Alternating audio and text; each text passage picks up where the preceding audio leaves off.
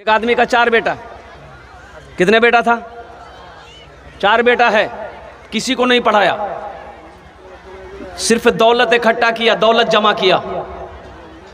वो वक्त भी आ गया, मौत का वक्त सामने है, मौत सामने खड़ी है, ज़ारो कतार रोने लगा, चारों बेटे जमा हो गए, बीवी आ गई, रिश्तेदार लोग आ गए। तो बेटों ने कहा कि अब्बा आप क्यों रो रहे हैं?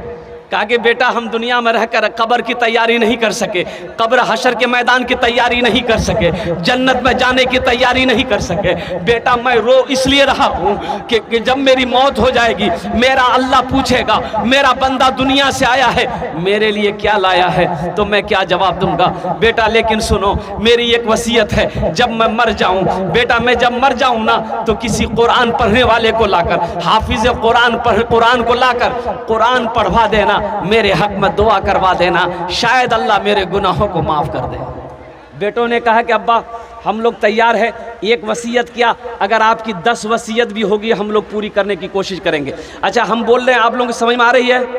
एक मरतबा सुभान अल्लाह बोले तो माशाअल्लाह। बेटों ने वादा कर लिया, बाप का मरना था, मर गया, बाप चला गया। दोस्तों एक दिन इस चमन से आशियाना उठाना पड़ेगा, दोस्तों एक दिन इस चमन से आशियाना उठाना पड़ेगा। दोस्तों एक दिन इस चमन से आशियाना उठाना पड़ेगा।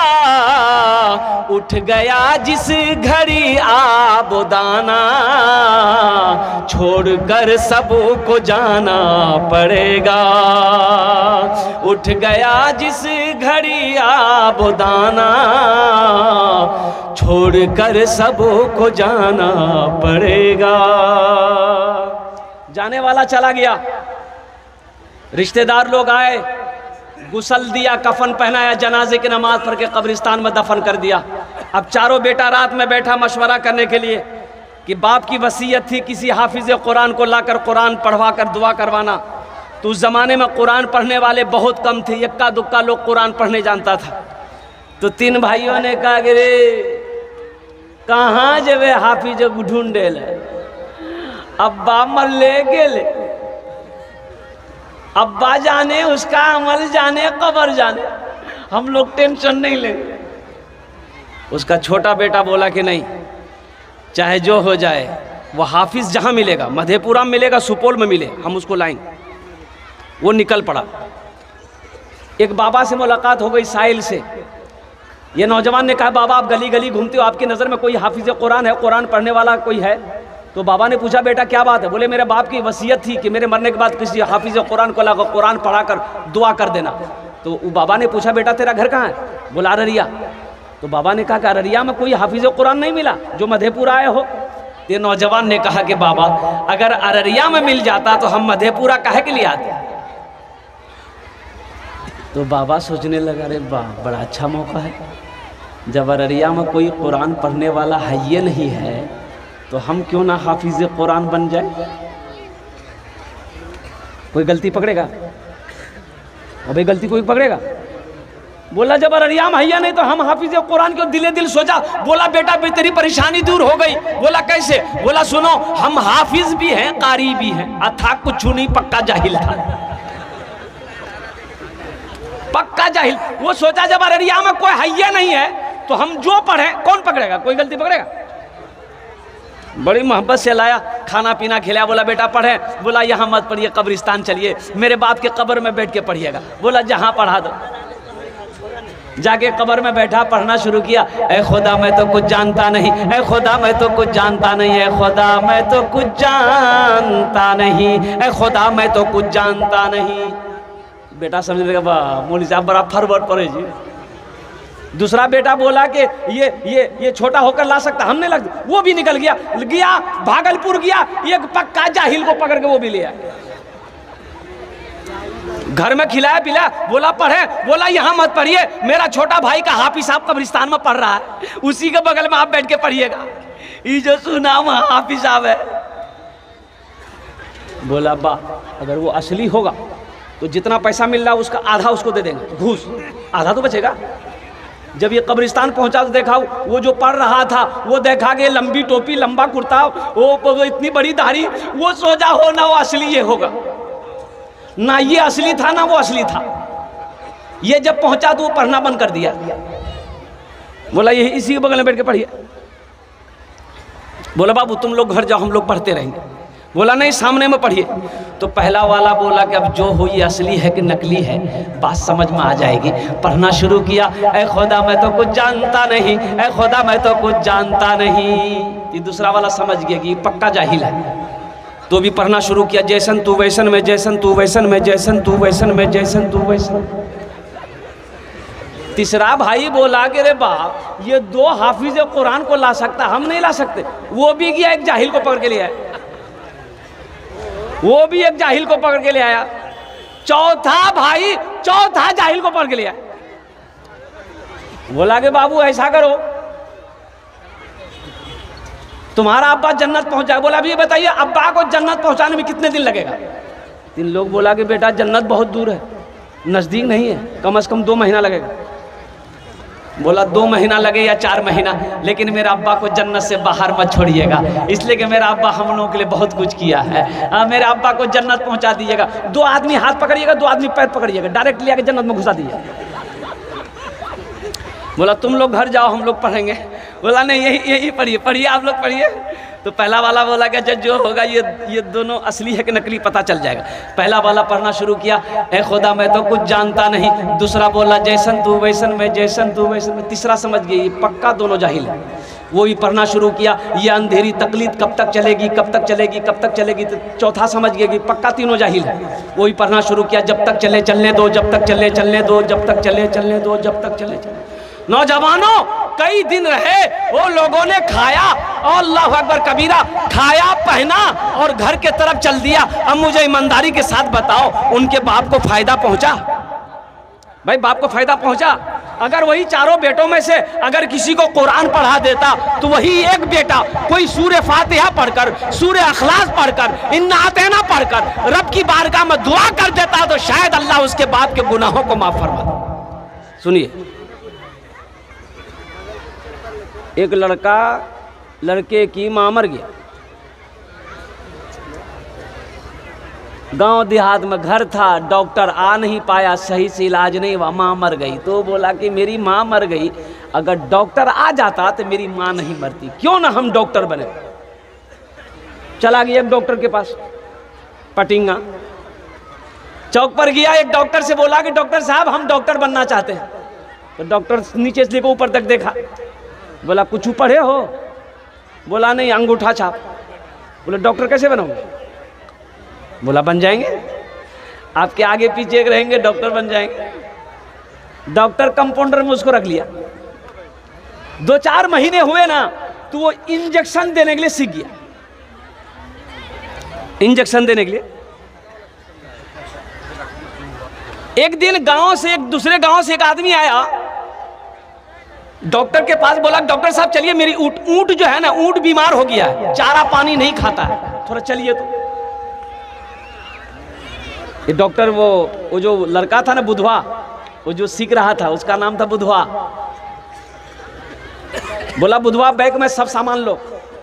सब सामान लिया और डॉक्टर के साथ में गया। तो डॉक्टर जब वहां गया देखा ऊंट पेड़ से बंधा हुआ है, नट्टी में हाथ दिया डॉक्टर उसका, तो देखा कि कोई मजबूत चीज जो है ना यहाँ नट्टी में अटकी हुई है। तो डॉक्टर को आइडिया मिल गया कि कोई चीज ये ऊंट खाया है, यहाँ अटक गया।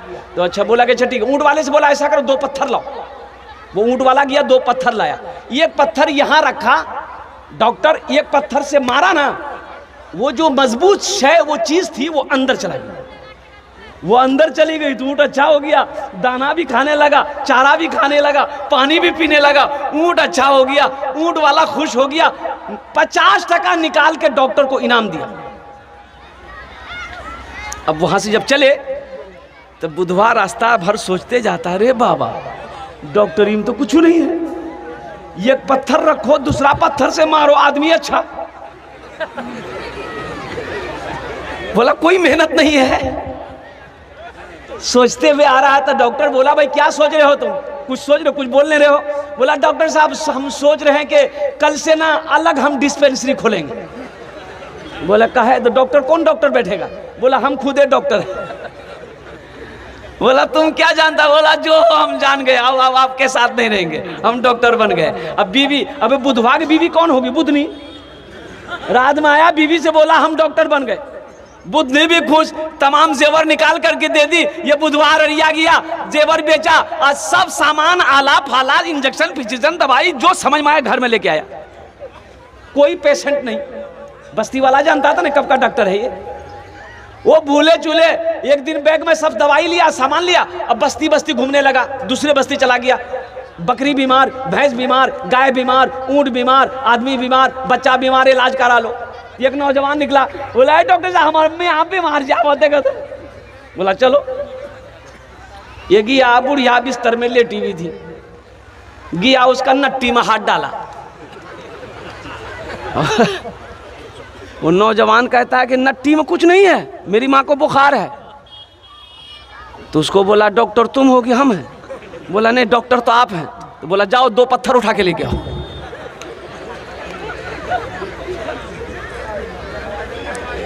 दो पत्थर उठा के लाओ। वो लड़का बोला कि पत्थर का क्या कीजिएगा, अब दवाई दीजिएगा कि पत्थर ढूंढ रहे हैं? बोला कि डॉक्टर तुम हो कि हम हैं? बोला नहीं डॉक्टर तो आप हैं। बोले जा 2 पत्थर ले। गया ये नौजवान 2 पत्थर लेकर आया। बुढ़िया बैठी हुई थी, उसको सुलाया, बुढ़िया को सुलाया। अब ये डॉक्टर बोला, ये बुधवा बोला कि ऐसा करो, इधर आओ। वो बुढ़िया का बेटा को बोला इधर आओ। वो आया, बोला यहाँ बैठो। एक नट्टी में 1 पत्थर रखा। अब बुधवा बोला कि उसको पकड़ो, कस के पकड़ कर रखो, पत्थर गिरने नहीं पाए। 1 पत्थर लेकर बुधवा खड़ा हुआ, मारा पत्थर में पत्थर, बुढ़िया खत्म।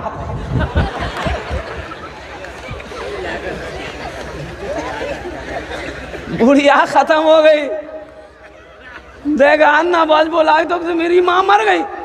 बोला मर गई, ये मेरा पहला केस है।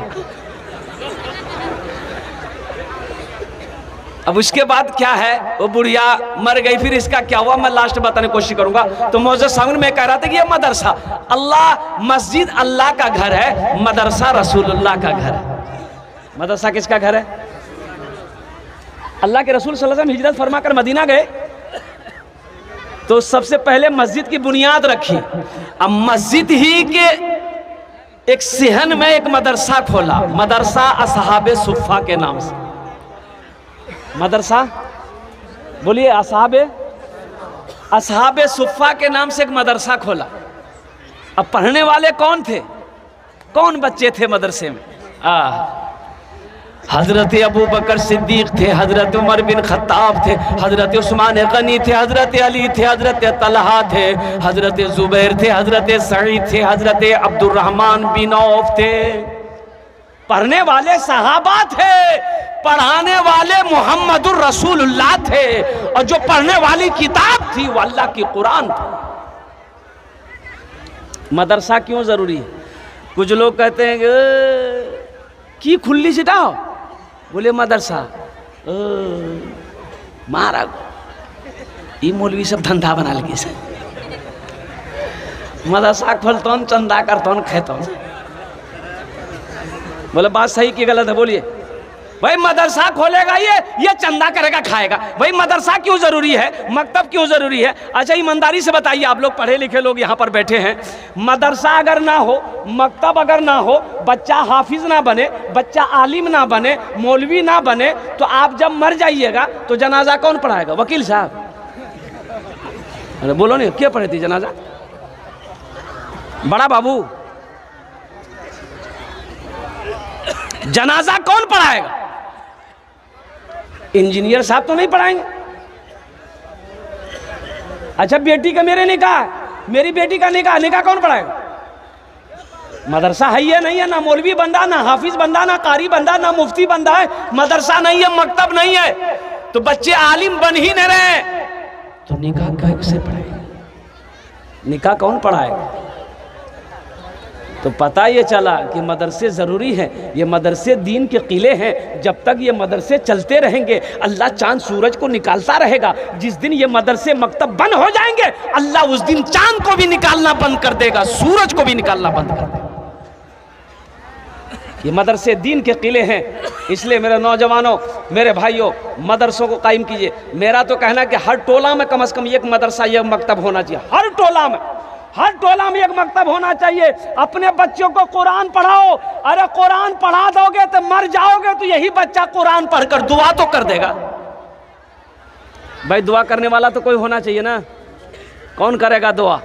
किसको फुर्सत है? भाई करेगा, फुर्सत नहीं है। चचा करेगा, फुर्सत नहीं है। भतीजा करेगा, फुर्सत नहीं है। कुर्बान जाओ, शायद वो औलाद जिसकी आपने परवरिश करी है, जिसको आपने तालीम दिया है, जिसको आपने कुरान पढ़ाया है, शायद अल्लाह उसके दिल में तौफीक दे दे कि मेरा बाप मर गया है, कभी कुरान की तिलावत करके अल्लाह की बारगाह में बख्शिश की दुआ तो कर देगा। शायद अल्लाह कुरान के सदक़े में आपके गुनाहों को माफ़ कर, अल्लाह आपके गुनाहों को मिटा दे, आपके गुनाहों को अल्लाह धो दे। शायद कुरान के सदक़े में अल्लाह आपके दर्जात को बुलंद फरमा दे। शायद अल्लाह कुरान के सदक़े में आपको जन्नत के अंदर में दाखिल फरमा दे।